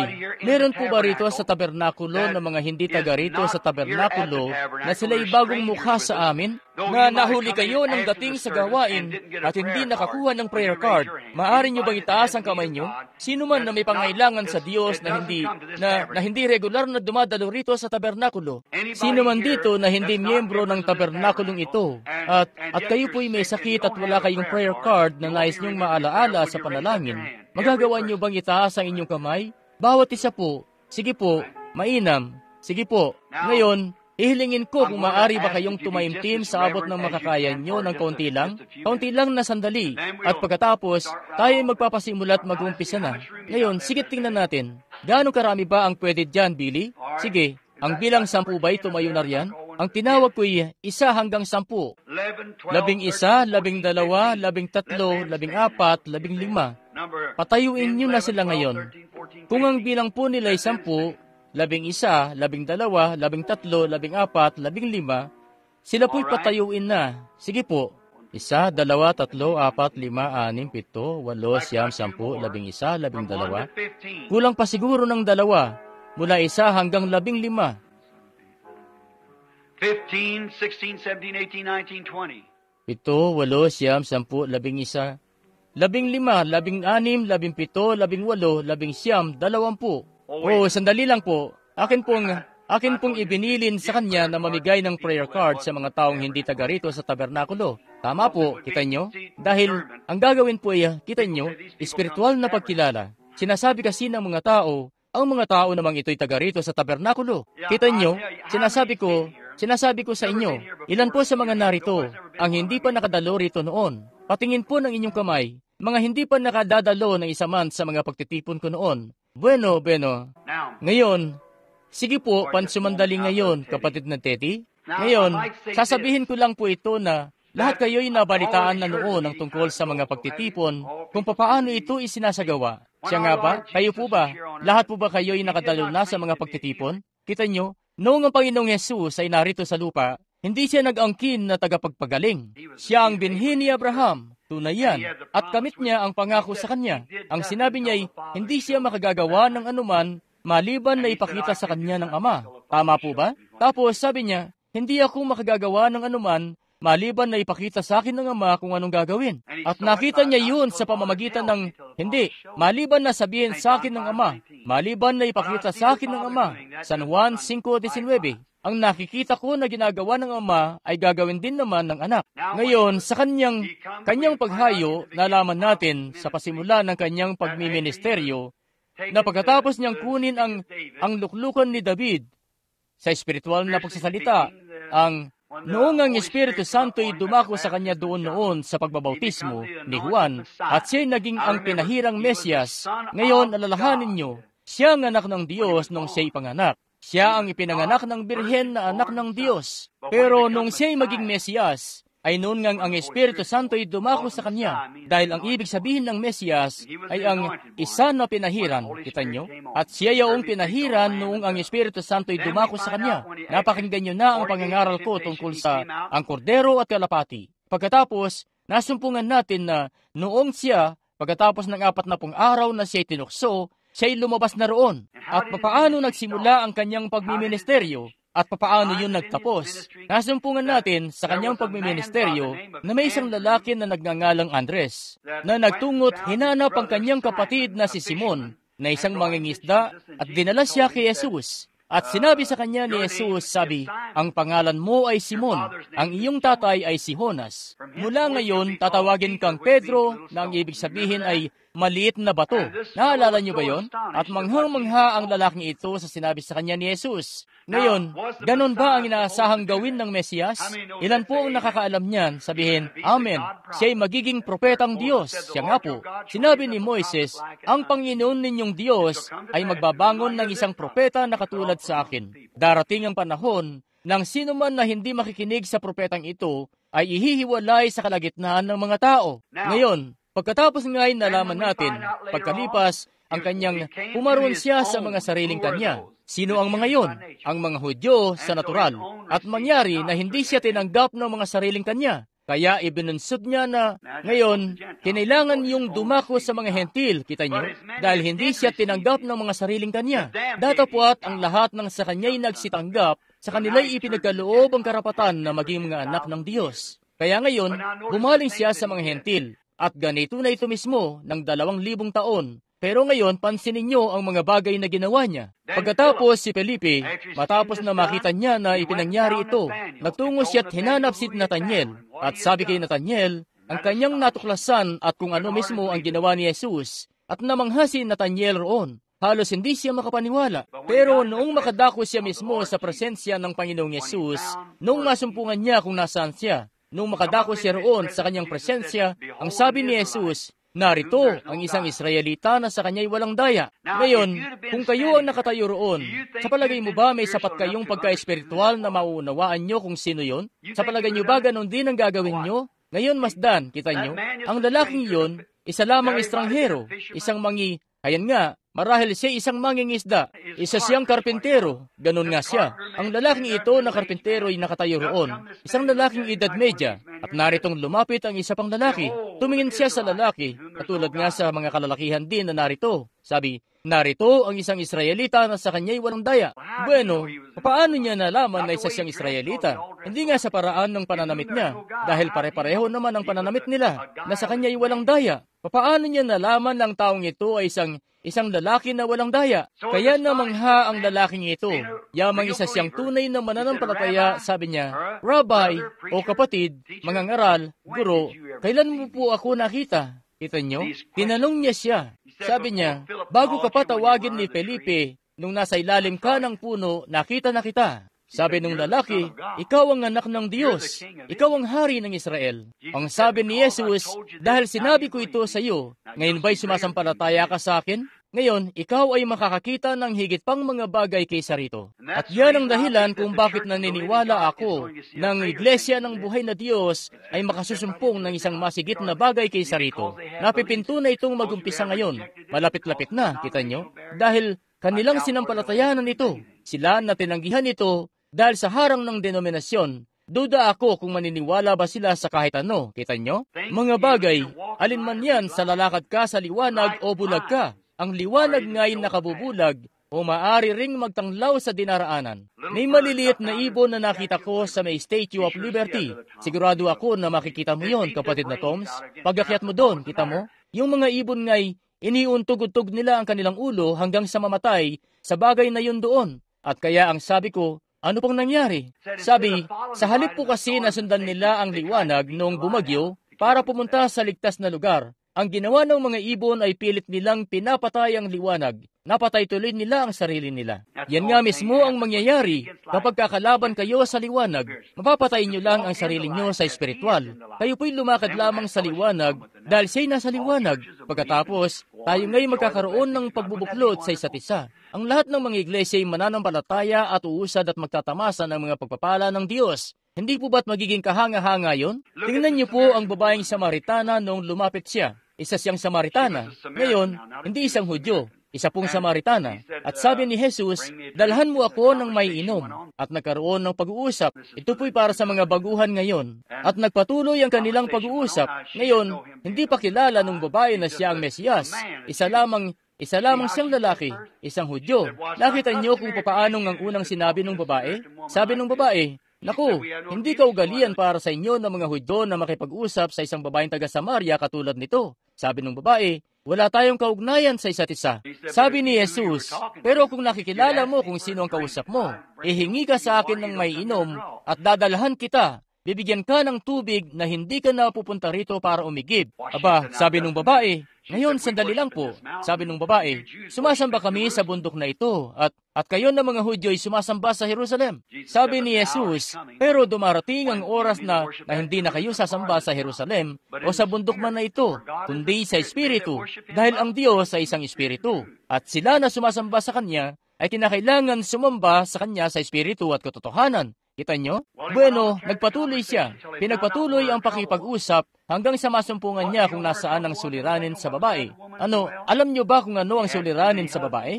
Meron ba rito nakakaalam kung anong suliranin ng babae sa Mibalon? Masyadong marami siyang asawa, hindi ba? Kaya ang sabi ni Jesus sa kanya, humayo ka at sunduin mo ang iyong asawang lalaki at pumunta rito. Sabi ng babae, wala po akong asawa. Sabi, tama. Nakalima ka na, at ang isa na kinakasama mo ngayon ay hindi sa iyo. Sabi ng babae, Ginoo, ngayon masdan niyo siya. Ginoo, napaghahalata ko na ikaw ay isang propeta. Kung tutugay-gayin niyo yung mababasa sa gilid ng pahina, makikita niyo, Ginoo, sa orihinal, ikaw, napaghahalata ko na ikaw ang propeta na yun. Naalala niyo sa Biblia, binabanggit doon sa tuwina, ang propeta na yun. Ikaw ba ang propeta na yun? Anong propeta ang tinutukoy? Ang isa na yun na sinabi mismo ni Moises na lilitaw. Napaghahalata ko na ikaw ay isang propeta. Ngayon, itinuro sa amin at nababatid namin na kapag ang Mesiyas ay dumating, gagawin niya ang mga bagay na ito. Yun ang tanda ng Mesiyas. Tama ba? Ang malaman kung ano ang suliranin ng babae. Sabi, batid namin na kapag dumating ang Mesiyas, sasabihin niya sa amin ang mga bagay na ito. Pero sino ka po? Sabi niya, ako nga siya na nagsasalita sa iyo. Iniwan nung babae ang banga niya. Tumakbo siya sa syudad. Nakikinita ko na hawak-hawak ang kanyang puso at nagsabi, hawak-hawak ang kanyang dibdib na lumulok-sulokso. Sinasabi, hali kayo, tingnan niyo ang isang lalaki na sinabi sa akin ang mga bagay na nagawa ko. Hindi kaya ito na ang mismong Mesiyas? Hindi kaya ito na mismo ang isa na yon na sinabi ng Biblia na darating? Isa nga lang Hudyo na nakaupo roon, isang ordinaryong lalaki na mukhang isang karpintero. Pero sinabi niya sa akin na nagkaroon na ako ng 5 asawa at alam niyong lahat na yun ay totoo. Ito na talaga ang Mesiyas. Tama po ba? Ngayon, sabi ni Jesus, kaunti pang panahon, kaunting palugit pa ng panahon, hindi na ako makikita ng mundo. Gayunman, makikita niyo ako, dahil ako'y sasama sa inyo, sa inyo, at ang mga gawa na aking ginagawa ay gagawin din naman ninyo. Higit pa nga sa ginawa ko rito ang gagawin ninyo, dahil ako'y dadako na sa Ama, babalik na sa anyo ng Espiritu.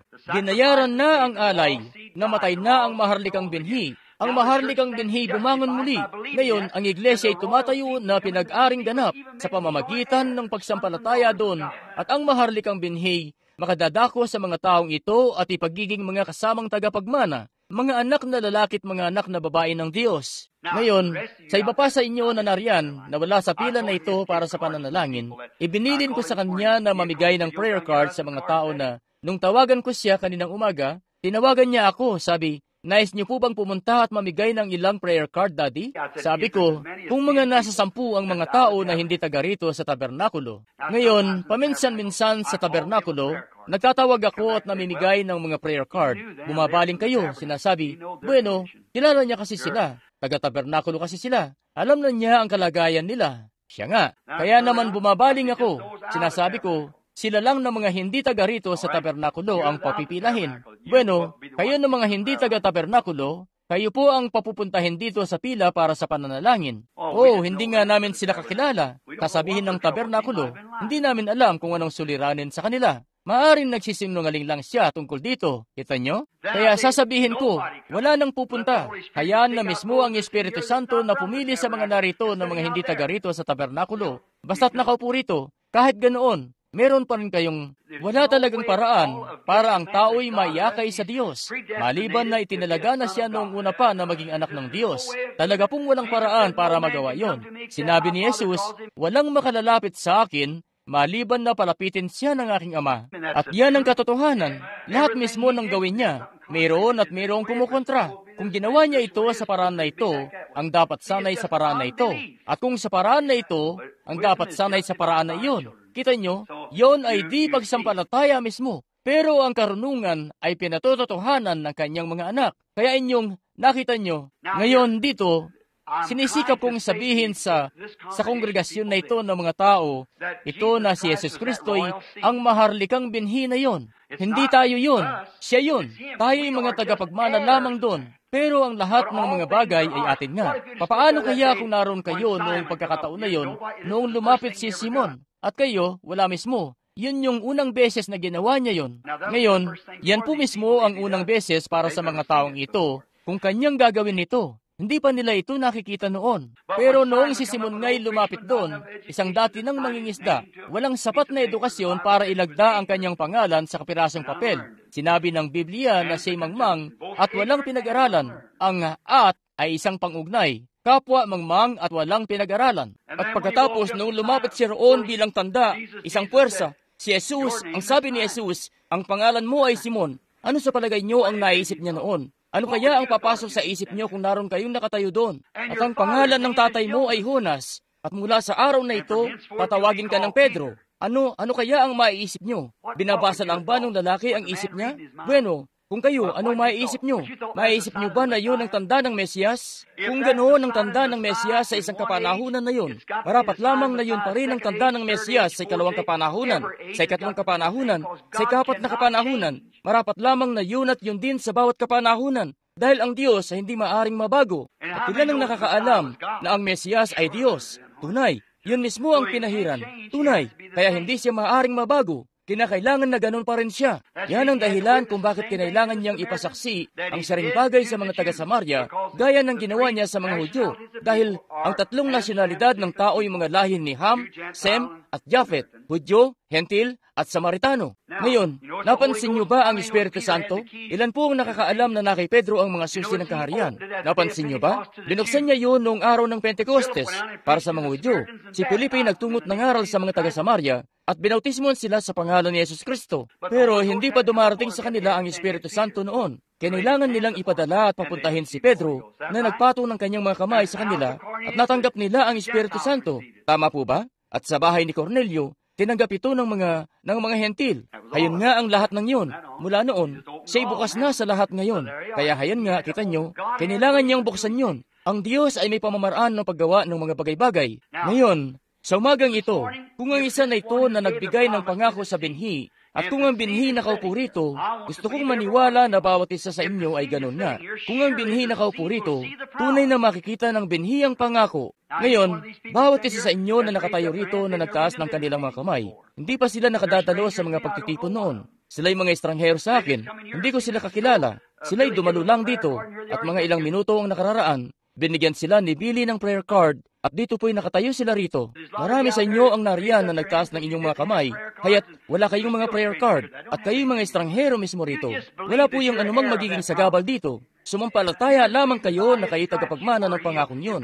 Sumampalataya kayo na sa pamamagitan ng kanyang mga latay ay nagsigaling kayo, at sampalatayanan nyo ito ng buong puso nyo, at masdan nyo siya. Ang tanging bagay lamang dito sa kaloob na ito ay ang ipagpasakop nyo ang inyong sarili sa Kanya. Hindi po ako ang nagsasalita. Siya po ang nagsasalita. At kung ito'y ang kanyang espiritu ng propesiya, ang propeta taglay sa tuwina, ang ganito ang sinabi ng Panginoon. Yan nga'y tama sa tuwina. At huwag niyong kukwestiyonin ng turot aral, dahil marapat lamang na yun ay nakalinya sa Biblia, kung yun ay sa Diyos. Ang Diyos ay hindi makapagsasabi ng anumang bagay, at pagkatapos ay babaling pabalik at iibahin yun. Kinakailangan na siya ring bagay mismo sa tuwina. Ngayon, kayo na mga nariyan, kayo'y sumampalataya ng buong nasa sa inyo. Sumampalataya kayo. Ngayon, huwag na kayong pakilos-kilos pa.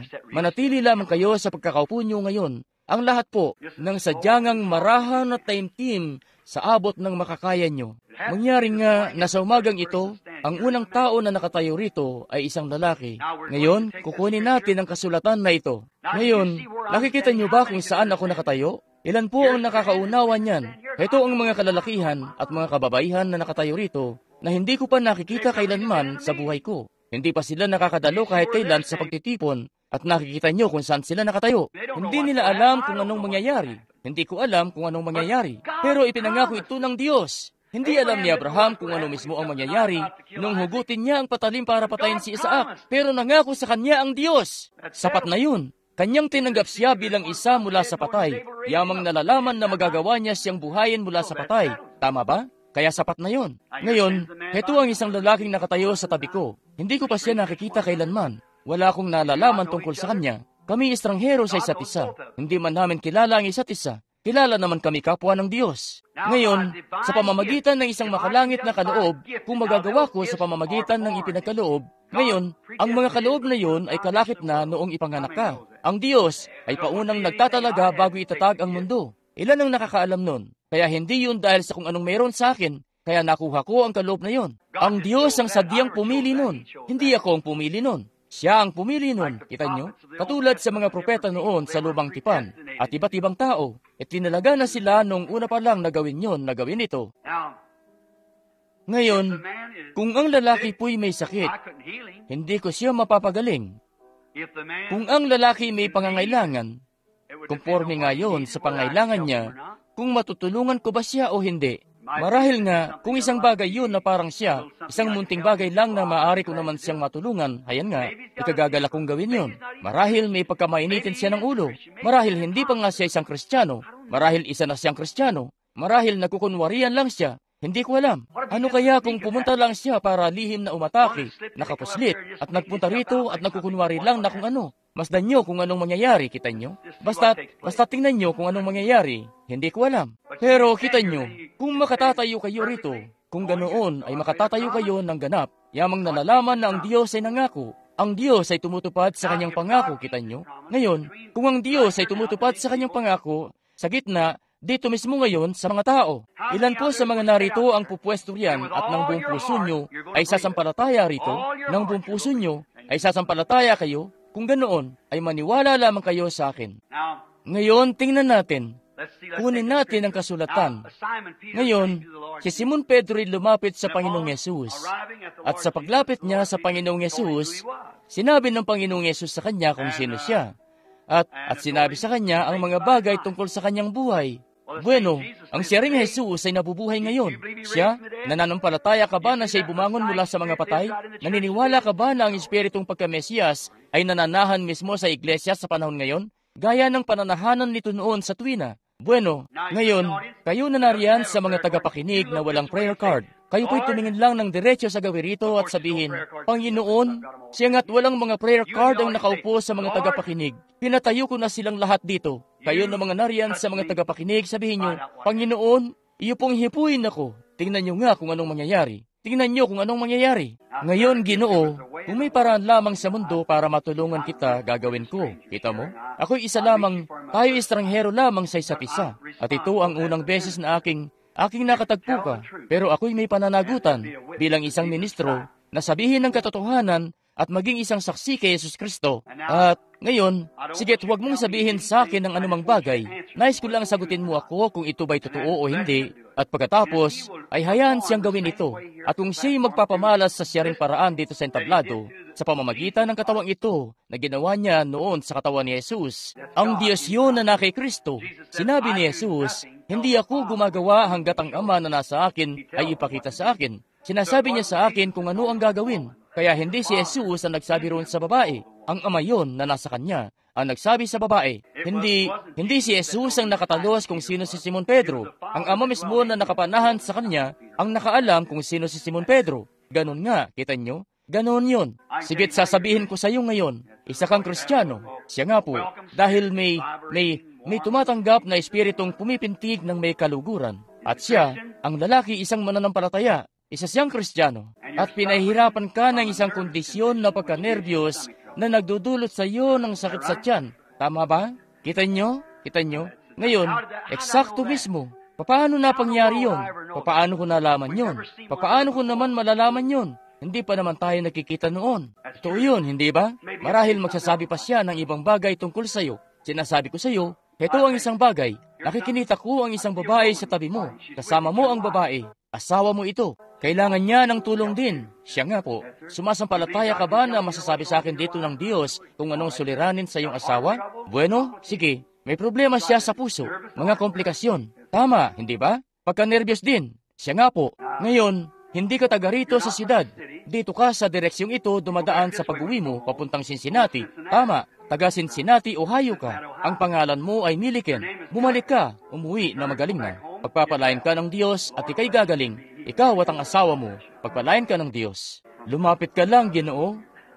Sumasampalataya ka ba? Ngayon, manampalataya ka lamang, huwag magalinlangan. Ngayon, magpitagan lang po ng mainam. Ang bawat isa po'y magpitagan lamang po ng mainam. Tumahimik po. Kita nyo?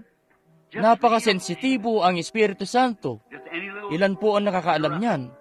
Sadya pong sensitibo ang Espiritu Santo. Kita nyo? Kaunting paggambalay maaabala siya. Ayon sa mga doktor, mamamatay ka na raw agad dahil sa sakit sa puso. You come here from Chicago, Tama, nanggaling ka sa Chicago. Mr. Mosley. Ginoong Mosley, Your first name's ang Theodore. pangalan mo ay Theodore. You believe God? Then go home. Sumasampalataya ka ba sa Diyos? In the name of Jesus Christ. Kung ganoon, makauwi ka na at mabubuhay sa pangalan ni Yesus Kristo at gumaling ka na. Pagpalain ka ng Diyos. You believe God? Sumasampalataya ka ba sa You Diyos? suffer with the condition of your leg. Pinahirapan ka ng kondisyon sa iyong binti. Taga-ibang bayan ka rin. You're from Owensboro. Taga-Owensboro, Kentucky ka. Name's Miss Lamb. Ang pangalan mo ay Ginang Lamb.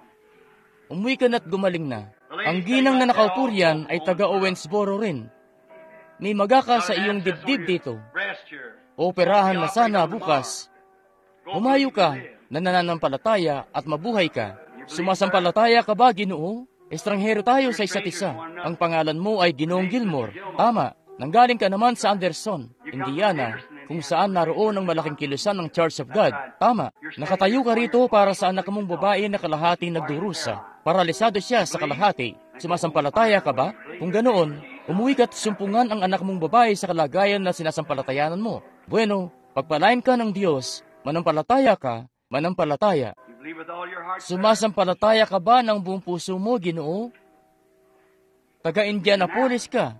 You're a Isa minister. kang ministro ng Ebanghelyo. That's your wife. Ang asawang babae mo ito. She's suffering also. May dinaranas din siyang paghihirap. Mayroon siyang problema sa lalamunan. Ang doktor, haya't may sakit siya sa puso. I see she's dead. May pagkanerbiyos. Nakikinita ko na bingi siya sa kanyang tenga. Sigit lumapit ka rito. Ang espiritu ng pagkabingi sa pangalan ni Yesus Kristo, inuutusan kita sa pamamagitan ng buhay na Diyos na lumayas ka mula sa babaeng ito. Ngayon, maayos mo na akong naririnig ngayon. Makauwi na kayong dalawa at magaling na kayo. Umuwi na kayo sa inyong tahanan at naririnig mo na ako. Kaya't magaling ka na, ligi ka. You believe with all your heart. Sumasampalataya ba kayo ng buong puso nyo? Faith in God. Manampalataya lamang sa Diyos. Manampalataya. Yung arthritis na yan at bagay-bagay ay napakasama. Sumasampalataya ka ba na pagagalingin ka ng Diyos? Kung ganoon, lumakad ka riyan hanggang sa makarating doon. Umuwi ka na pinupuri ang kanyang pangalan. Sabihin, salamat sa iyo, minamahal na Panginoong Yesus. Ang dahilan kung bakit natalos ko yun agad, ang babae na ito'y may ganon din, mga arthritis. Sumasampalataya ka ba na pagagalingin ka ng Diyos? Sige po, kung ganoon, lumakad ka lang dyan hanggang sa makarating doon. At sabihin, salamat sa iyo, Panginoong Yesus, at umuwi na. Sige po, kapatid na babae, bumaling ka na't bumalik na, at manampalataya. May paninigas ka sa iyong mga tuhod, yan ang ipinarito mo, at ang sakit mo sa puso at iba pa. Sige't bumaling ka't bumalik na sa iyong tahanan. Sabihin, salamat sa iyo, Panginoong Yesus, at gumaling na. Manampalataya ka ng buong nasa sa iyo. Sumasampalataya ba kayo? Paano naman ang mga nariyan?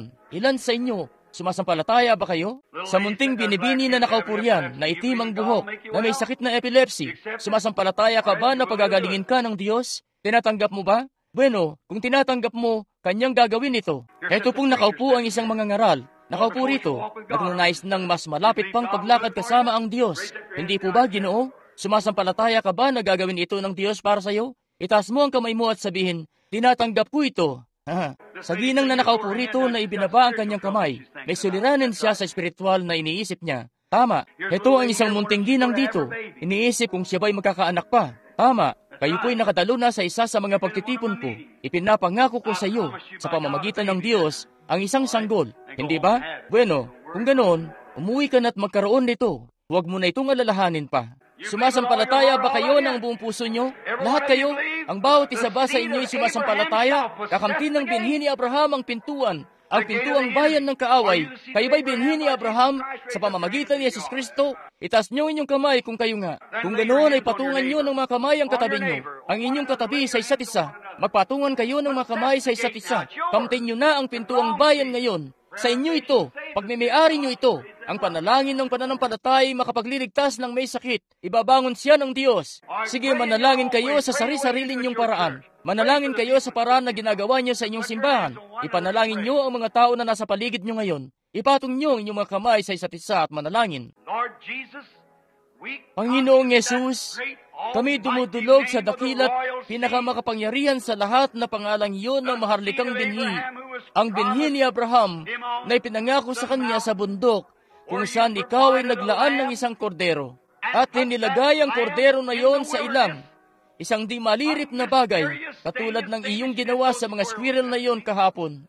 Dalangin ko, O Panginoong Diyos, na magpapadala ka ng kapangyarihan, isang pananampalataya, at ibunsod ang bawat binhi. Alam ko na mabubunsod sila, Panginoon, dahil sinabi mo, ang binhi ni Abraham.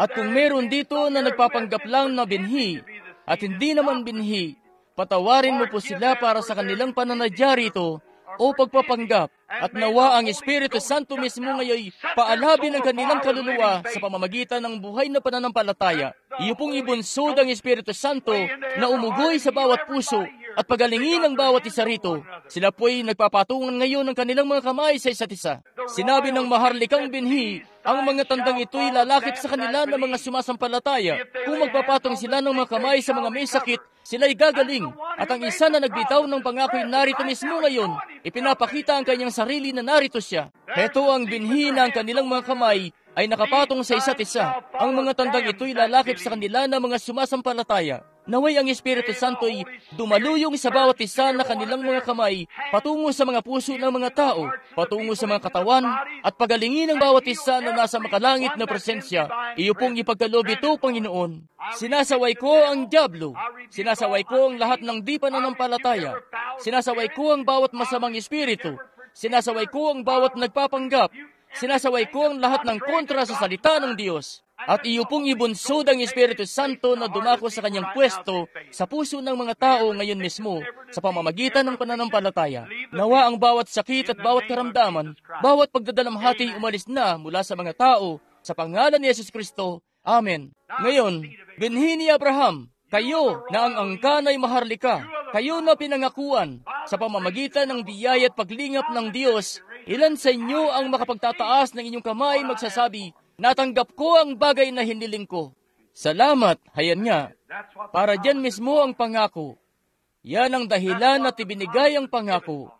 Para kayo'y maging tagapagmana ng lahat ng mga bagay sa pamamagitan ni Jesus Kristo na nagligtas sa inyo. Iniligtas niya kayo mula sa kasalanan. Iniligtas niya kayo mula sa karamdaman. Iniligtas niya kayo mula sa kamatayan. Iniligtas niya kayo mula sa impyerno. Iniligtas niya kayo mula sa libingan. Sasabihin niyo, kapatid na Branham, pero lahat tayo dadako naman doon sa libingan. Pero hindi nga tayo mapapanatili roon ng libingan. Siya man ay nagtungo rin doon. Siya nga rin. Pero hindi siya nun napanatili. Tunay, hindi siya nun mapapanatili.